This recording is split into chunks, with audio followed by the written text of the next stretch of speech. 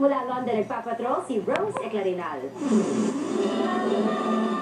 Di na itago ni James Reid ang excitement sa pagtatapos ng concert nila ni Nadine Lustre sa Middle East. Sa isang radio interview sa Dubai, sinabi ni James na nakakapag-date na rin sila ni Nadine na di nagawa sa Maynila dahil sa mabigat na schedule.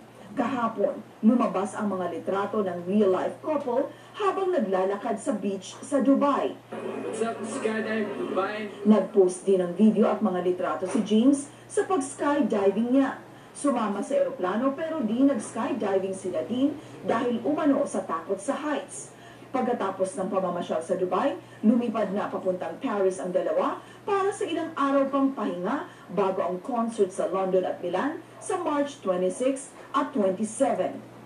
Nagbibilang na ng tulog ang mga fans mula sa iba't ibang panig ng Europa para sa concert. Ang mga fans na ito sa Norway naghahanda na para sa biyahe sa Milan.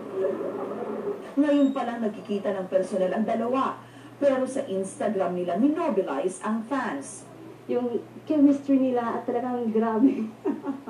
Si May ang admin ng Team Bonfire na may masugid na 90,000 followers sa buong mundo. Hindi mo pwedeng suluhin yung kilig na nararamdaman mo. Kailangan mo siyang i-share. Sa Brussels feeling achieved ang magkakaibigang ito. Mula pa raw sa pelikulang Diary ng Pangit, di na sila bumitaw sa JD. Pero lalo daw nilang minahal ang love team dahil nakarelate sila sa kwento ni Leia at Clark sa On the Wings of Love. Sabi ni Leia, pag mahal ka, babalikan ka. Pero para sa akin, pag mahal mo, susundan mo hanggang London! Yes! Achieve! Rose Eclarinal, ABS-CBN News. Iba talaga magmahal ang Filipino fan, ano? Talagang Achieve! achieve na achieve. Oh, Martes Santo na ako ngayon, ha? Marami na rin na bumabiyahe sa labas ng Metro Manila. Ingat po kayo. Kailangan may baong kayong tubig. At saka yung mga bahay ninyo, ha, uso po ang sunog ngayon. Sana yung mga appliance ninyo, kung iiwanan ninyo, alisin ninyo sa Hindi, yung saksakan. tubig para hindi yung inumin, ha?